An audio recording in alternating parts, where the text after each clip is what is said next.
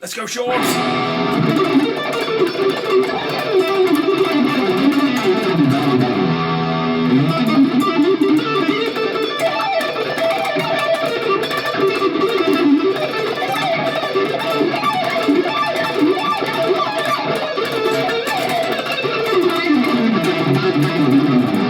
Oh my god.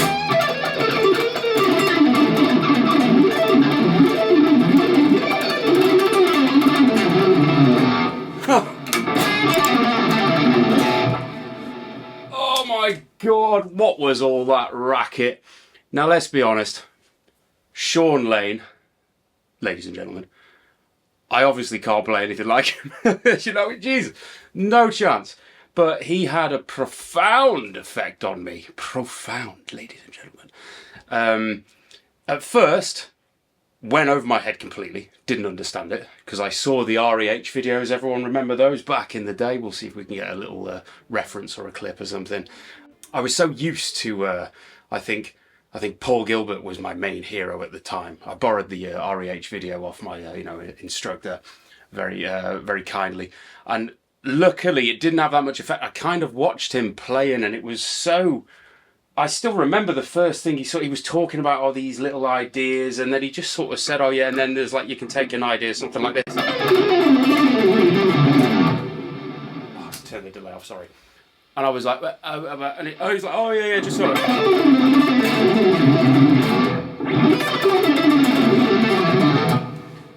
And I couldn't hear it, I couldn't get it, and then he'd be like a bit slower, And then I remember just like fast forwarding a little bit, and it came to like those kinds of things.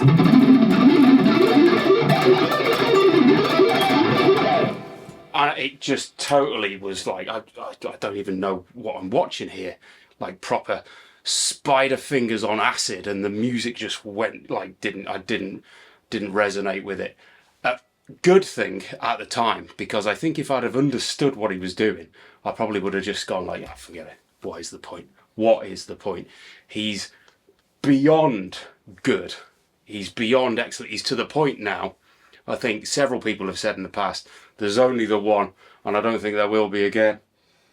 But not to be depressed by that. What I found is, again, I'm rambling, but I did discover him again later on in life. And I did do that little discovery of like, oh my God, what he's playing is phenomenally, not only technical, but musically so advanced that it goes over, like most people said. Most people just want to listen to, proper like, on a, probably good I did it in the wrong key, so I don't get a strike. Anyway, I just remember trying to, sitting with the video again and trying to do a couple of little ideas, and I just couldn't do it. It was so alien to me, because I think I was probably used to like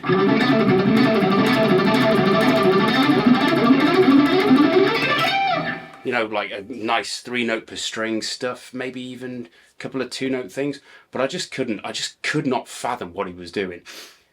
So what I decided was, at least I was inspired. I watched and I was like, my God, he is excellent. What can I take from it? And it's the fact that he would never really do that kind of thing. He would just kind of...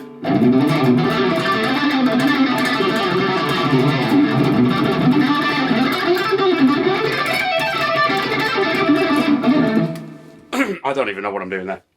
He would just do random odd groupings, random phrasing, and just so fast. But if you were to slow it down, you get all these weird like crossovers.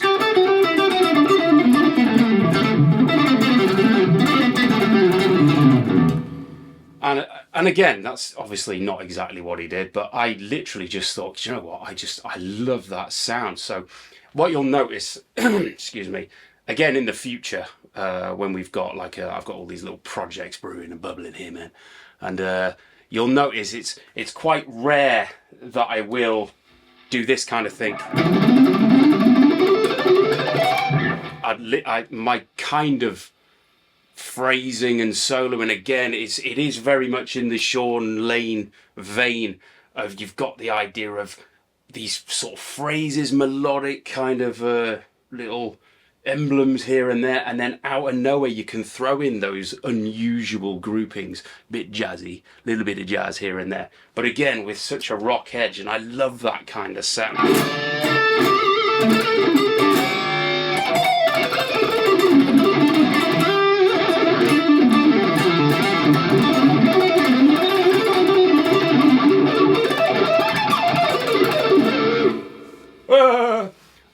Probably should watch what I'm doing really, but you know, makes it look cooler, doesn't it, when it's just like that.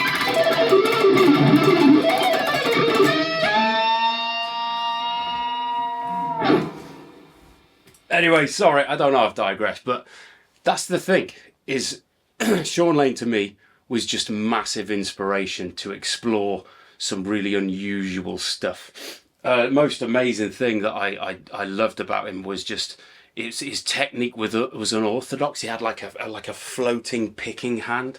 You know, he didn't anchor it at all, and then he just sort of like, he wouldn't even really like have, you know, stick to a certain technique. He'd do whatever the hell he wanted that gave him the sound he was after. So he'd do a lot of the, you'll see his hand giving it the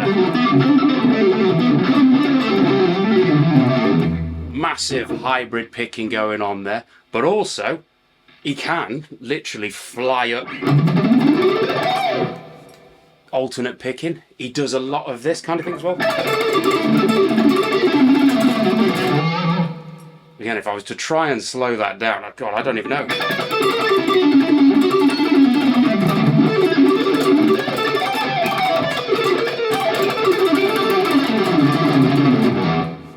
I'm doing a bit of everything there, aren't I? I've got alternate, I've got the economy thing, I've got the sweeping, big intervallic jumps.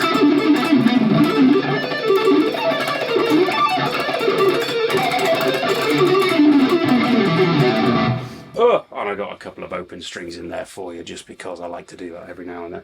So, anyway, yeah, all I can say is I didn't really learn any of his stuff ever. I never even bothered trying to attempt it.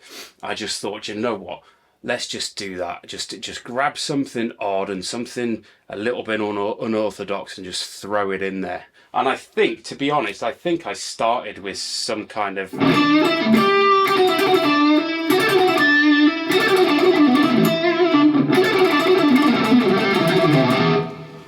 Again, I'll get into it all in good time there. But another great thing about him is he just didn't give up. He would literally... He's like, do you know what? We're halfway through the song here. And he'd just think, you know.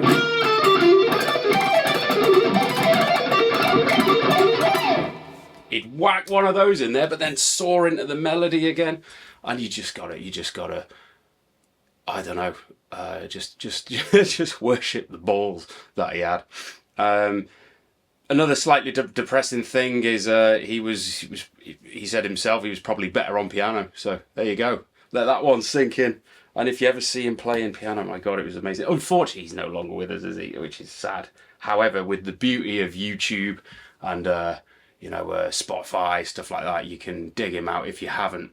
And just try not to get too sucked into the fact that, you know, again, it can be quite advanced to, you know, some of the music changes a bit weird maybe, you know, that's the problem, is a lot of rockers are just like, this just sounds like a load of random stuff.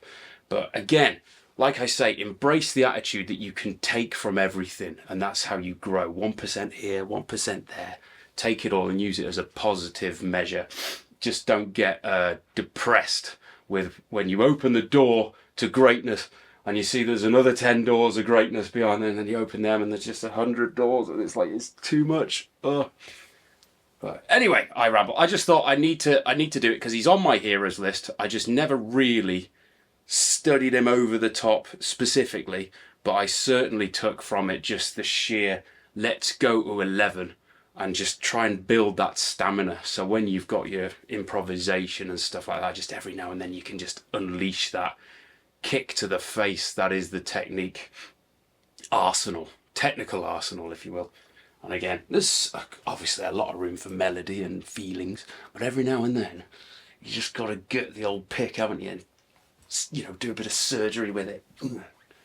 Anyway, on that note, let's all hail Shawn Lane, the immortal, and still inspiration to me right now, because I'm really trying to get back to, like I said, get back to my my prime and even try and surpass it.